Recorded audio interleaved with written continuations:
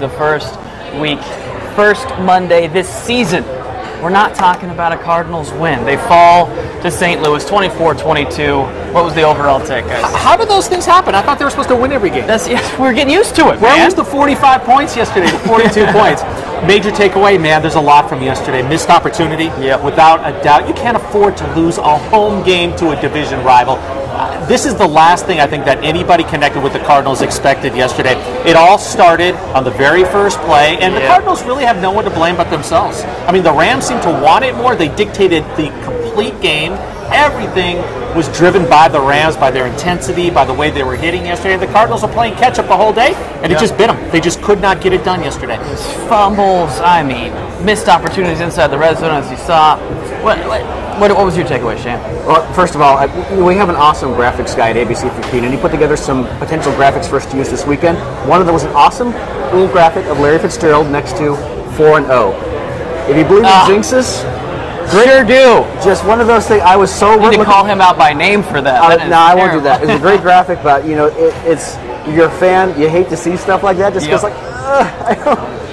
But my big takeaway, Jason, is the Cardinals did everything they possibly could to lose, and they still almost backed their way into a victory. That to me is a sign that they're actually a very good team. I know it kind of sounds silly after a disappointing loss like that, but to do so many things wrong, turnovers, drop passes, and to find a way almost to win at the end, to me, isn't necessarily a bad sign. I'm with you on that a little bit, though. But that makes the loss even worse. I was just going to say because there's good teams in the NFC. And if this ends up costing you at the end in January where you have to go to Green Bay or go to Seattle in the playoffs or something like that, they will look at yesterday's game and be haunted by it for a long time. So I agree, it's not a bad sign, yet it is a very bad loss because they'll look back at that loss down the road. You only get 16 games, and like you said, Tom, you got to stockpile these wins when you have the chance. And I think the Cardinals are going to get it right. They're going to be fine. But a loss like this early in the season could be the difference between having to play 2 home games to get to the Super Bowl and playing 3 road games. Sure.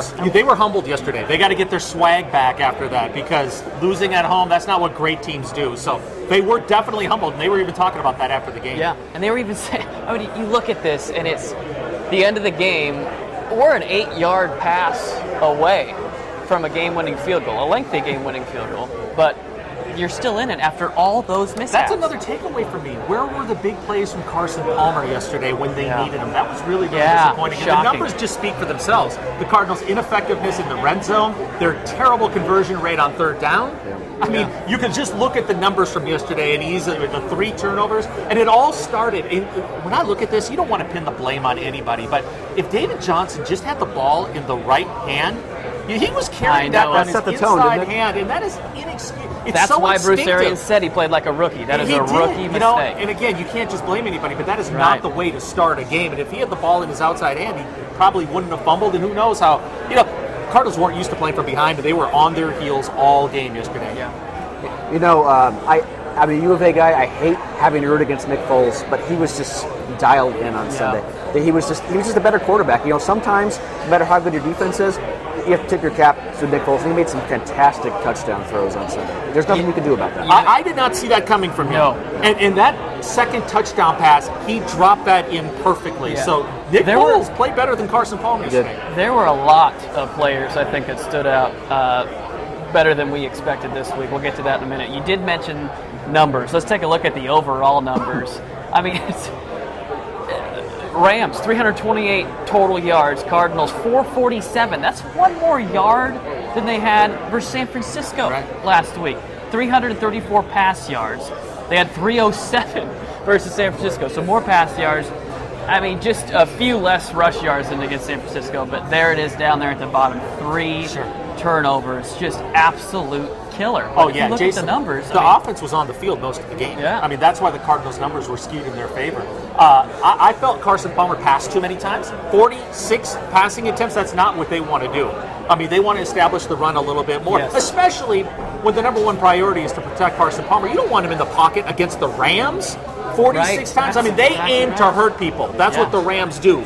They try to get you out of the game, which is another reason I think the Cardinals and Bruce Arians wanted to beat the Rams so bad, because last year in the 2 games against the Rams, they knocked out both the Cardinals quarterbacks. That's where some of the bad blood and the animosity comes from. But I mentioned 1 for 5 in the red zone. That's horrible. Yeah. That's not Bruce Arians. They were 11 for 12 heading in the red zone. And 2 for 11 on third down. That is absolutely horrible. Those are drive killers, and that's what changed the game. Yeah.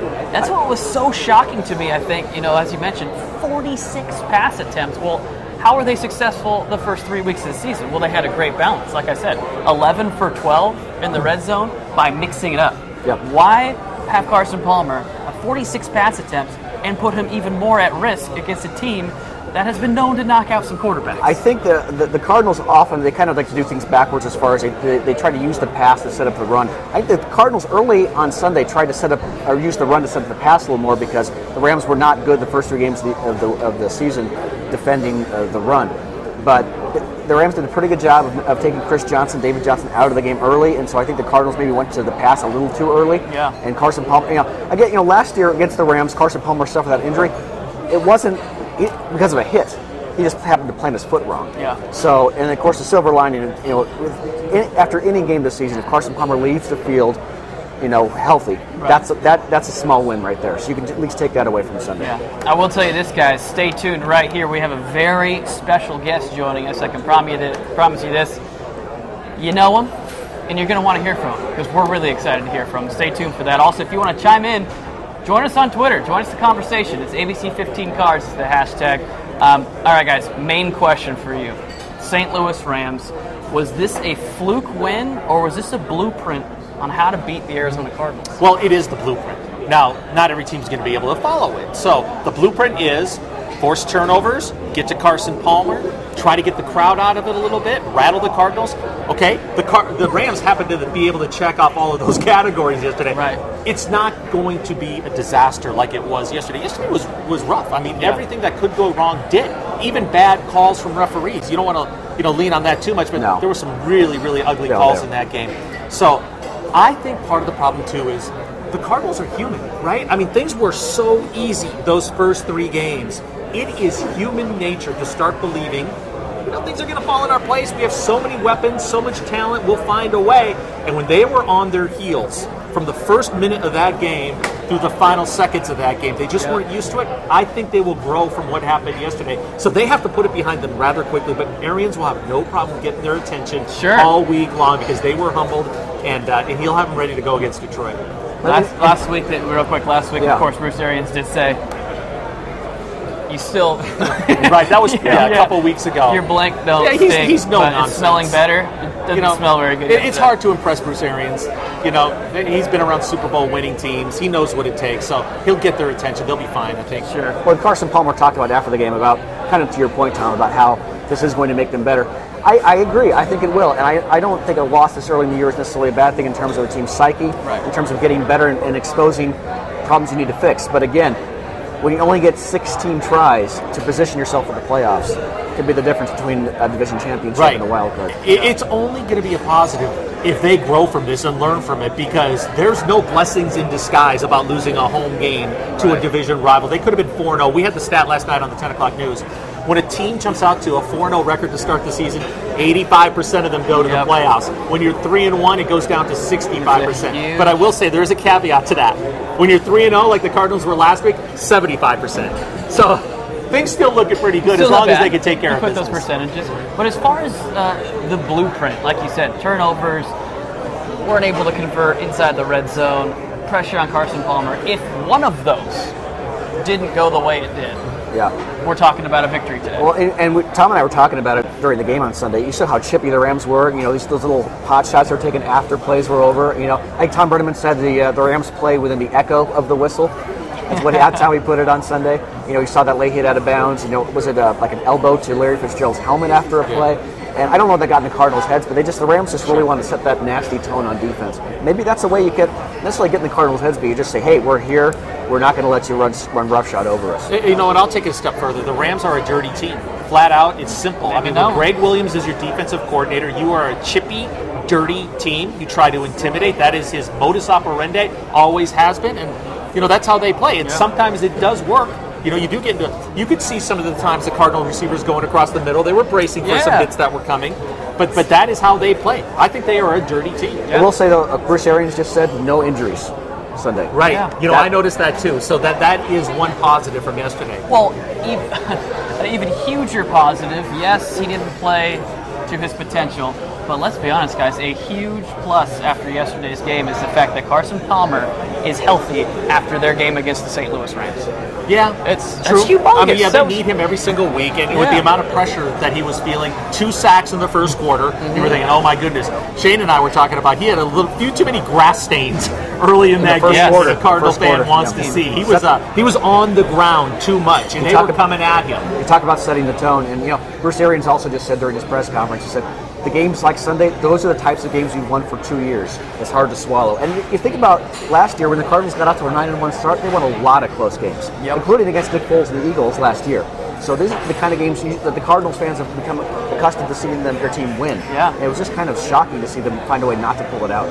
Especially the way Catanzaro was kicking yesterday. If he had one more chance, he would have made that. 100%. 2 yards. It was second and 2 on that climactic drive, and they could not convert in 3 plays. Something else I mentioned, and I don't blame Bruce Arians for choosing not to do this, but they could have gone for a 58, 59-yard field goal attempt to take the lead. Jay Feely 3 years earlier made a 60-yarder to tie the Bills late in the game. So that wasn't out of the realm of possibility. If it were a few seconds left, that's what they would have done. But I understand them going for it. You just need 2 yards, but that's something that is stuck in the back of my mind. They could have had him try to If it wasn't Carson Palmer behind center, if it was Drew Stanton behind center, I think he might have probably brought the field goal. I doubt if Arians even considered it. I doubt it too. With that 2 yards. offense? You would think it's It's no just something problem. that crossed my mind. It what? was an option. That's one of the worst throws I've ever seen him make. Ever. That 4th down. Ever. Do you think it has anything to do with him being roughed up all day? Can you put it on that? I mean, we don't. He's a veteran, but that I don't think anyone's immune from having that in your head, like hearing those footsteps. Yeah. What do you He's think? getting older. He's recovering from injury. I mean, he could have been feeling it. Well, just he's never going to say that in postgame. No. Well, that was a good defense. I mean, they were throwing things at him. The pressure was coming. They were blitzing. There was a lot of things going on.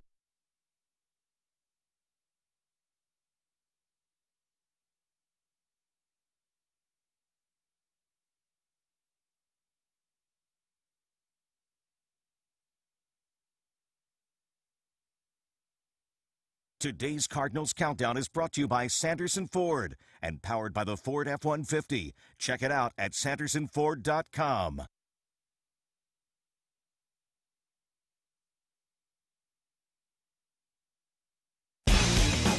This is ABC15's Cardinals Countdown.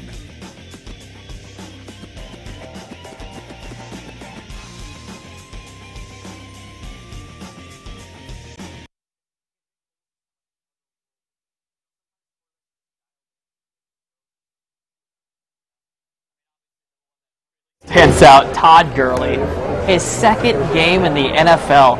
I mean, you think about a factor like this.